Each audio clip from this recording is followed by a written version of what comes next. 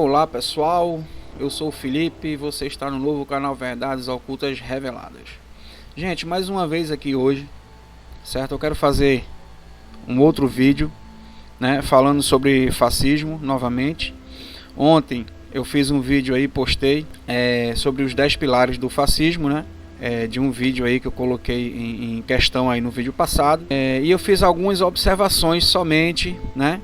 Em relação, por exemplo, ao Lula, como você está vendo aí na imagem aí do vídeo, tá? Então hoje eu resolvi fazer mais um vídeo sobre esses 10 pilares, só que dessa vez de fato colocando o Lula, né, se encaixando nesses 10 pilares, tá? Como eu falei no vídeo passado que era muito fácil fazer isso, eu vou mostrar para vocês aqui agora e vou colocar algumas coisas e vou comentar. Por favor, fica no vídeo comigo até o final, certo? E reforçando, como eu falei no vídeo passado, eu não estou afirmando nada, certo? Eu só estou fazendo umas colocações e fazendo os comentários aqui sobre isso, certo? Porque eu achei um pouco indigesto, né?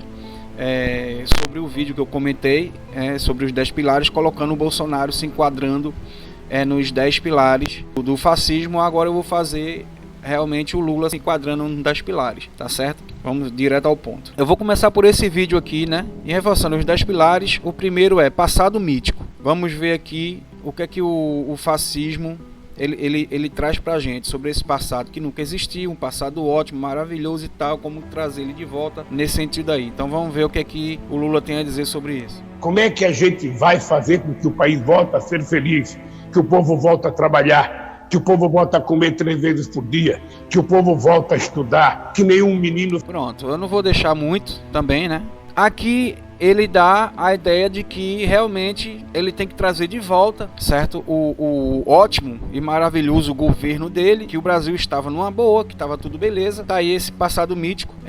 Mas ainda no primeiro pilar, eu quero mostrar aqui uma outra coisinha que a gente vai falar em respeito à necessidade, né, de trocar o presidente, por exemplo, que o próprio passado mítico aqui descreve no vídeo aí que eu comentei, que coloca essa necessidade de trocar o presidente e tem um grupo dominante que perdeu algo, que precisa mostrar, né, que se a gente perdeu algo, que o algo era esse passado maravilhoso que existia, que precisa trocar um presidente. Então vamos ver o que é que tem a dizer essa parte aqui. O que esse governo fez com o nosso país? Por onde você olha, tudo ficou mais caro. E os empregos cada vez mais difíceis. A sensação é que estamos sufocando. Mas a gente sabe, existe sim uma saída. O Brasil já provou que pode ser um país melhor para todos. Pronto, até aí. Então a gente tem um passado que foi maravilhoso e a necessidade de trocar o atual e voltar àquele passado. Então tá aí. Certo? Eu acredito que sim, está se enquadrando bem aí nesse primeiro pilar, que é o passado mítico, né? Que a gente precisa ter de volta, que a gente perdeu isso aí. Então vamos para o segundo. O segundo é propaganda. Vamos ver aqui agora. A propaganda, ele fala do seguinte: a propaganda fala sobre, por exemplo, anticorrupção. Inverte as coisas, se elege falando em anticorrupção e depois se revela completamente corrupto. É o que diz aqui o pilar, o segundo pilar, que é a propaganda. Então vamos lá, vamos ver o que é que tem a dizer aqui o Lula.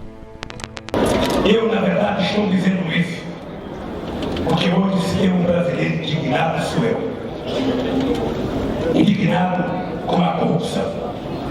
Isso aí, até aí tá bom demais, tá? Já deu para entender que ele, né, indignado aí com a corrupção. Então ele se coloca anticorrupção. Então vamos ver o que é que eu tenho aqui mais também sobre isso. Vamos ver uma matéria aqui. Em decisão unânime, 5ª turma do Supremo Tribunal de Justiça mantém condenação de Lula e reduz pena para 8 anos e 10 meses. Ministros reduzem pena para condenação por corrupção passiva e lavagem de dinheiro de 12 anos e 1 mês para 8 anos e 10 meses de prisão. Então tá aqui, a gente viu que ele lá atrás ele era anticorrupção e a gente sabe o que aconteceu com ele, não precisa falar muita coisa aqui, tá? Aí tá o segundo pilar. Então vamos pro terceiro. O terceiro fala em anti-intelectualismo, combater tudo e qualquer coisa que estimule o livre pensamento. É isso aí, a base é essa. Dessa vez aqui na CNN uma matéria sobre regulamentar a internet, tá? Então vamos lá. Lula defende regulamentação da mídia digital para tentar evitar mentiras nas redes. Vamos aqui para esse vídeo e vamos ver. Então é preciso fazer uma regulamentação. Nós fizemos o processo, você acompanhou, o Franklin Martins coordenou a nossa conferência de comunicação, participaram mais de 3.000 pessoas e nós deixamos para o governo Dilma dar entrada, não sei por que não deram entrada no Congresso Nacional, mas também não vou discutir por que não deram entrada. Quando votar, pode ter certeza que se a gente voltar a governar esse país, a gente vai fazer sim a regulamentação dos meios de comunicação. Tá, isso é o suficiente. Enquanto ele quer regulamentar, quando ele quer botar cabresto, quer botar freio, o atual presidente Bolsonaro, ele contra a regulamentação da internet. Então vamos lá. Quarto pilar, irrealidade. Espalha mentiras e boatos, criando um ambiente de desconfiança e a realidade se perde completamente. Lula mentindo no Parlamento Europeu. Eu estou livre. O juiz que me processou está sob suspeição porque ele mentiu no julgamento. Ele, na verdade, fez um julgamento eminentemente político. Ele queria ser ministro da Justiça e ele me condenou. Quando a gente perguntava qual era a razão da minha condenação, não tinha razão, era um fato indeterminado. Só isso aí é o suficiente. Voltando aqui para a descrição do quarto pilar, também fala de conspiração.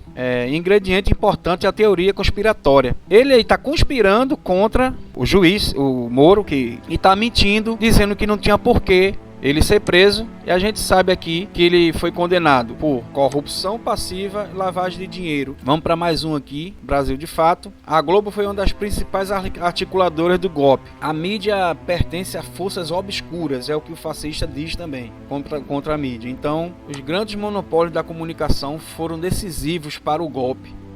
A Rede Globo, em particular, foi um dos seus principais articuladores e a grande propagandista. Se encaixa aqui, né, as acusações do Lula o quarto pilar, né, do fascismo. Agora vamos ao quinto pilar.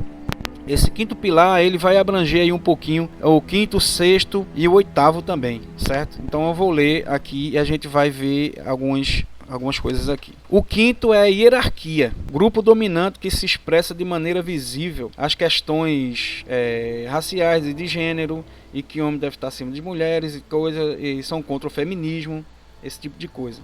O 6 é vitimização, um grupo dominante se torna vítima das minorias. E o oitavo é sobre tensão sexual, vai colocar medo na população, medo de homens maus e esse tipo de coisa aí, chama-se tensão sexual. Hierarquia, né? Aqui eu tenho um site aqui que fala sobre 5 mandamentos da ideologia de gênero. Aí o que é que eu vou colocar aqui? Aqui na hierarquia fala principalmente de a soberania do homem, certo? Só que eu vou colocar aqui principalmente falando nisso aqui porque a gente tem uma hierarquia de um grupo se saindo sobre outro grupo. Hoje em dia a gente tem umas pautas que tira o homem da jogada e coloca outras ideologias em cima, tá? Você vai entender o que eu quero dizer aqui. Fortalecendo aí, não tenho nada contra ninguém, nem gênero de ninguém, certo? Só estou fazendo os comentários aqui, tá? Por favor. Então vamos lá. Quais são esses 5 mandamentos da ideologia de gênero? Deixa eu passar direito aqui. Primeiro, não há diferenças entre homens e mulheres, certo? Não vou ler um por um, senão o vídeo vai ficar maior do que já vai ficar muito grande. Segundo, o sexo biológico é modificável, certo? São pautas complicadas aí, tá? Terceiro, família natural, um estereótipo. Eu vou ler só um pouquinho dessa parte aqui, que é bem interessante, tá? Para os ideólogos de gênero, a família natural composta por pai, mãe e filhos não passa de um estereótipo cultural baseado na antiga opressão do homem sobre a mulher, agora separada pela liberação sexual feminina e pelas várias definições abstratas de gênero. Não vou ler muito também, tá? Senão vai ficar muito grande. Então a gente vê aqui a periculosidade aqui, o absurdo que é isso aqui, tá? Eu não considero como legal isso aqui. Aqui acaba o patriarcado, né? Acaba a família. Isso aqui é um golpe contra o cristianismo. Isso aqui é um golpe contra contra a Bíblia, contra a palavra do Criador. Então eu acho que isso aqui é muito errado. Vamos para a quarta aqui. 4. Dessexualizar a paternidade. Se a família natural não passa de um estereótipo, a consequência inevitável é a dessexualização da paternidade. Os filhos deixam de ser frutos da relação sexual entre um homem e uma mulher para serem gerados artificialmente por qualquer grupo social. Destrói aí o patriarcado, destrói a família e é muito ruim. Vamos ver o quinto. Conquistar as escolas e a mídia. Realizar colonização ideológica. Gente, isso aqui não precisa nem comentar, certo? Então, eu acho que isso aqui sim se encaixa no quinto, que é a hierarquia, certo? Se sobressair, né, um grupo. Também agora também sobre vitimização, né, que é o sexto. Mais um outro grupo, uma minoria saindo sobre outro grupo. Vamos ver o que é que Lula tem a dizer aqui. Sabe, quando os economistas de direita não tiver mais solução, por favor, permita que a gente coloque o pobre no orçamento outra vez. O pobre no orçamento da União, o pobre no mundo do trabalho, o pobre recebendo salário, o pobre recebendo crédito, que a gente faz esse país voltar a crescer, faz o povo voltar a sorrir. Então, para deixar bem claro aqui, antes de continuar o comentário, é claro que eu não sou contra, certo, essa inclusão. Também eu não sou rico, tá? Não sou rico, certo? Preciso, né, sempre de trabalhar para poder viver, para poder sobreviver e me manter, tá? O que eu quero colocar aqui é que ele usa, né, se você enxergar de outro ponto, ele usa, né, essa classe, esse grupo dominante aí, para ele também, que é um outro grupo dominante. A gente, por que eu coloquei aqui esses 5 pilares aqui? Porque a gente sabe, esses 5 mandamentos aqui do gênero, porque a gente sabe que o lado esquerdo, o PT, ele sempre defendeu muito essas pautas aqui, certo? Isso aqui cresceu muito no governo esquerdista que teve aí durante pelo menos 14 anos, né? Então, ele também coloca, né, nesse vídeo aqui, ele usa um pouco, né, o pobre, o trabalho, essa coisa toda, em relação à vitimização. Eu vejo muito isso, ele toca muito nesse assunto. É errado? Não. Gerar emprego é errado? Não, é claro que é certo. Eu estou tentando enxergar a coisa de outro ponto aí, certo? Para vocês. Então, ele usa muito, a vitimização tá aí, nas entrelinhas, escondidos aí. Esse vídeo aqui, que aqui tem uma coisa que já me preocupa um pouco mais em relação ao último vídeo, que é sobre a picada aí, tá? Abrange aqui o sétimo, né? O sétimo pilar. Repetindo, a gente juntou aí, né, nesses últimos vídeos aí, a hierarquia, a vitimização, tensão sexual, que também abrange esse sentido aí, que tem que ter medo de homem mau, homem tarado, não sei o que e tal, colocar medo na população, para a população se voltar às pautas, né, do fascismo, para poder se sentir protegido, tá?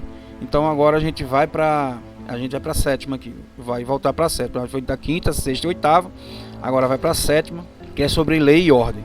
Aí a gente vai ver aqui uma ordem, lei em relação a picada, certo? Que ele diz que ele fala que não é a favor da obrigatoriedade, mas veja o que ele fala bem depois. Eu sou contra a obrigatoriedade da vacina. Se o Moisés não quiser uma vacina, não vai tomar, ninguém vai te obrigar a tomar vacina. Mas também você não vai poder ir para lugares públicos. Você não vai poder, se você não quer tomar vacina, é um direito seu. Você não pode participar de nada com gente, você não pode visitar o parente, você não pode receber sua mãe, você não pode receber seu filho, você não pode receber seu neto, a sua criança não pode ir para a escola, porque como o vírus é transmissível. Isso é o suficiente. O senhor também não vai poder trabalhar, né, seu Lula? Não vai poder trabalhar, não vai poder comprar nem vender, né? Aí a gente chega no apocalipse, certo? Então, tá aí. Eu acho que sim, que se enquadra perfeitamente aí, né, com um estado forte que ele tanto prega aí, Então vamos chegar aqui no Estado Forte aqui, que é o próximo vídeo. É uma entrevista que ele dá a um jornal da China. Vamos ver o que ele tem a dizer com isso aqui. Então, ficou muito difícil. Por que a China fez isso? Porque a China tem um partido, a China é resultado de uma revolução, sabe, de 1949, do Mao Tse-tung, e a China tem um partido que tem poder, que tem um Estado forte, que toma decisões e que as pessoas cumprem. Coisa que nós não temos aqui no Brasil. Nós tivemos um golpe na Dilma Rousseff, na nossa presidente, por conta de uma mentira. Ou seja, a elite financeira dos nossos países, elas têm muita ingerência na política e é preciso que a gente os enfrente para mostrar que o Estado tem que ter um papel importante. Muitas das políticas sociais que o povo precisa só pode ser feita se o Estado for forte. Só pode ser feita se o Estado tiver comando. Bom, suficiente, né? Então tá aí. O que é que acontece lá no País Vermelho? As pessoas são tiradas à força dentro de casa, certo? São levados para outros lugares, que eu não quero dizer que é campo de concentração, que eu não sei, mas tanto pessoas que não tomaram o picado quanto que acho que tomaram, tanto pessoa que tem um testado negativo quanto tem testado positivo, as pessoas estão sendo tiradas de casa, tá um horror lá. Eu não sei como é que tá no dia de hoje ou nessa semana, mas eu vi um vídeo aí há alguns dias atrás, as pessoas sendo tomadas aí, certo? Então é esse tipo de governo que ele acha bonito, né? Esse autoritarismo aí, certo? É complicado, né? Complicado. Então sim, se encaixa aí nesse sétimo pilar. Qualquer um fora do grupo dominante merece ser punido por não pertencer ao nosso grupo dominante. Então a gente vai agora pro nono, né? O que o nono diz? Sodoma e Gomorra. Aqui fala sobre superioridade de pessoas do campo em relação a pessoas da cidade, que pessoas da cidade são maus e que o governo fascista invade para matar pessoas. É basicamente isso, certo? Aí o que é que eu selecionei aqui pra gente falar sobre isso? Eu selecionei uma fala dele aqui. Ele fala sobre invadir casa de deputado. Vamos ver o que é que ele tem a dizer aqui. Então, se a gente, ao invés de tentar alugar um ônibus, gastar uma fortuna para vir em Brasília, quer ver, não resulta em nada, se a gente pegasse, mapeasse o endereço de cada deputado e fosse 50 pessoas na casa do deputado, não é para xingar não, é para conversar com ele, conversar com a mulher dele, conversar com o filho dele, incomodar a tranquilidade dele. Precisa falar mais nada, né? Será viável? Será que isso é constitucional? Será que isso é certo? É bonitinho isso? É fofinho, Lula? Eu não sei não, hein? Aí entra aqui a parte da invasão, né?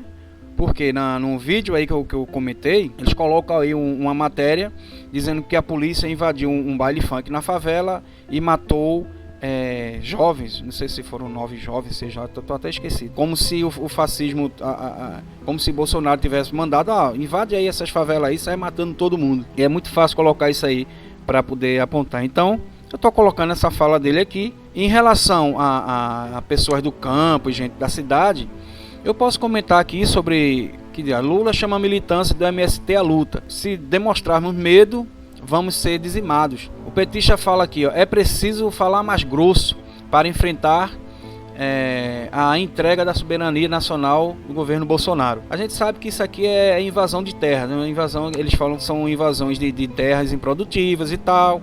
Aí tem a militância toda do MST, aquele negócio todo. Então invade propriedades das pessoas, tá?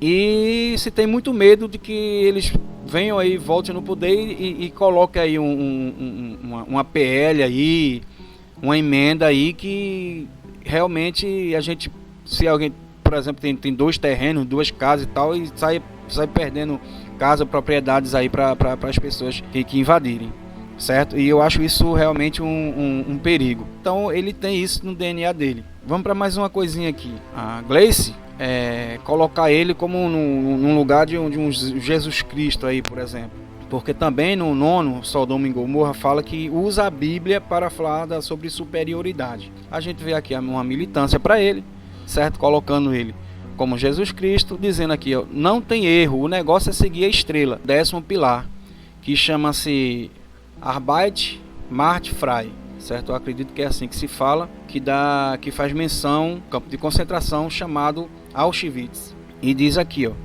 a frase Arbeit macht frei foi colocada, tá andando sozinho aqui esse negócio, foi colocada nas entradas de vários campos de concentração do regime nazi. Significa o trabalho liberta.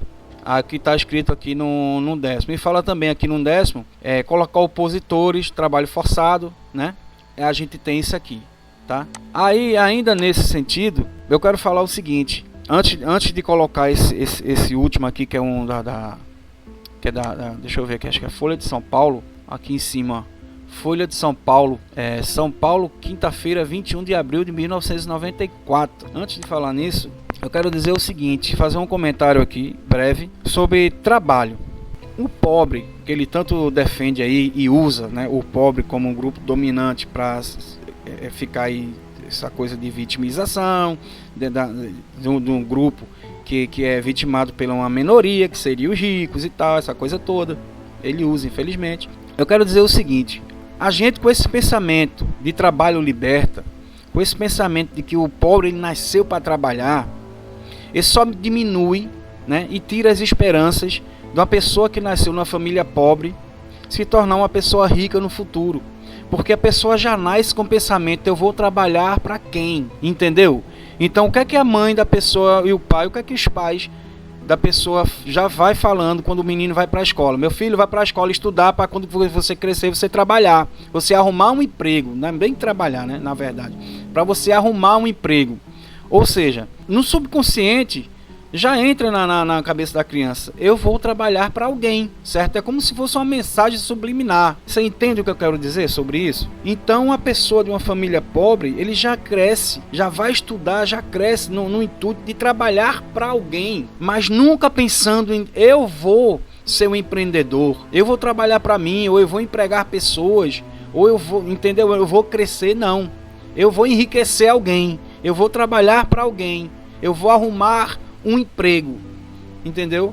Então é agora que você me entende melhor, né? Quando eu falo sobre ele usar o pobre, né? Porque sempre tem que existir pobre nesse tipo de governo, nesse tipo de pensamento, certo? Porque se não tiver mais pobre, não tem mais vítimas. Se não tiver mais pobre, não tem mais pessoas que sejam facilmente manipuladas para poder eleger candidatos, certo? Se não tiver um freio nas redes sociais, nas internet, as pessoas não vão ficar mais atualizadas. Aí vai voltar aquela coisa de antes, da desinformação, e com a desinformação é mais fácil conquistar votos. Então, gente, é isso, junta isso tudo. Eu vou agora passar isso aqui para vocês, um pensamento dele lá atrás, e também o negacionismo dele sobre as coisas que ele falou aqui, tá? Eu vou ler só uma parte aqui, para a gente finalizar o vídeo. O então sindicalista elogiou a disposição, força e dedicação de Hitler e afirmou: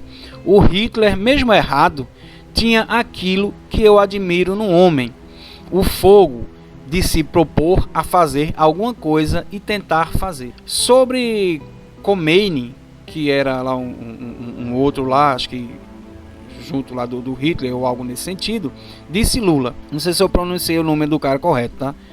Khomeini, sei lá, algo nesse sentido aí. Eu não conheço muita coisa sobre o Irã, mas a força do Khomeini mostrou determinação de acabar com aquele regime do Shah, né? Foi um negócio sério.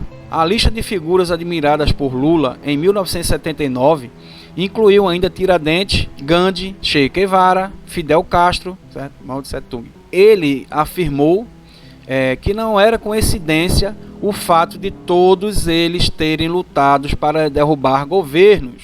Há uma coincidênciazinha aí, né? O que vem fazendo agora em 2022, o que veio fazendo lá atrás, quando começou lá as campanhas dele de sindicato, de greve, dessa coisa toda. Enfim, vamos lá, vamos continuar aqui. Esse tipo de declaração mostra que o Lula radical do movimento sindical, que eu acabei de falar, preocupa a direção do PT, empenhada em vender uma imagem mais moderada nas eleições. Ontem, em Palmas, Tocantins, O candidato petista disse que não se lembra de ter feito as declarações à revista Playboy. Eu desconheço que haja entrevista da Playboy em que eu falo isso, disse Lula. Mas prometeu que vai procurar o exemplar da publicação que ainda tem guardado em sua casa para se certificar sobre suas declarações dadas a uma pergunta sobre pessoas de renome que admirava. O líder petista não quis comentar também sobre a entrevista prestada pelo colunista Ziraldo à mesma revista em 1980, quando disse que ouviu Lula dizer das feministas ele só queria sexo. É só perguntar ao Ziraldo se eu disse isso, sobre o que disse em um debate com mais de 500 mulheres no Rio de Janeiro, afirmou Lula. É claro que num debate com 500 mulheres ele não ia falar troço desse aí, né? Para ele se queimar, né? É claro. Então a gente vê lá atrás, né? Um pouquinho, se a pessoa é só pesquisar, procurar e ver. Então eu reforço aqui que o que eu falei no outro vídeo, eu falo aqui agora. É muito fácil você pegar algumas falas, algumas matérias, encaixar em pilares do fascismo. Esses pilares do fascismo aqui foi criado pelo rapaz que aparece aí no vídeo, né, que eu comentei da outra vez. E, se eu não me engano, ele é um estudioso aí, um filósofo, algo nesse sentido aí, tá? Eu não sei se ele é norte-americano, é inglês, enfim, é estrangeiro. E o cara tem essas 10 pautas, né? Aí o cara pegou um vídeo desse cara falando sobre os 10 pilares, e esse cara colocando o Bolsonaro, e é claro, passou pra gente aqui. Resumindo esse vídeo aqui, eu digo que não é bom, tá? Não é certo você ficar apontando aí o fascismo sem ter certeza do fascismo, certo? Por que apontam Bolsonaro como fascista? Porque as pessoas têm uma ideia na mente delas de que Bolsonaro está sorrateiramente elaborando um golpe de fascista contra o Brasil, certo? Então, dentro dessa ideologia que as pessoas colocam nas suas próprias mentes, as pessoas imaginam que ele está com isso na cabeça, quer derrubar o cara por uma coisa que não aconteceu, que nem sabe se existe. As pessoas têm bola de cristal, certo? Então aqui eu não estou dizendo que Lula vai ser ou quer ser fascista, porque eu estou enquadrando ele aqui dentro desses pilares também do fascismo, tá? É só passar para vocês que não é bem assim que a banda toca. Bom, então para finalizar o vídeo aqui, eu agradeço a você que ficou comigo até o final, certo? Se gostou do vídeo, deixe seu like, não esqueça, certo? Se não for inscrito, se inscreva no canal, tá? Deixe seu comentário, o que é que você acha, se você concorda comigo, se não concorda, deixe a sua opinião, certo? Reforço aqui que seja opiniões respeitáveis, tá? Por gentileza, certo? Muito obrigado mais uma vez, forte abraço, até a próxima e tchau.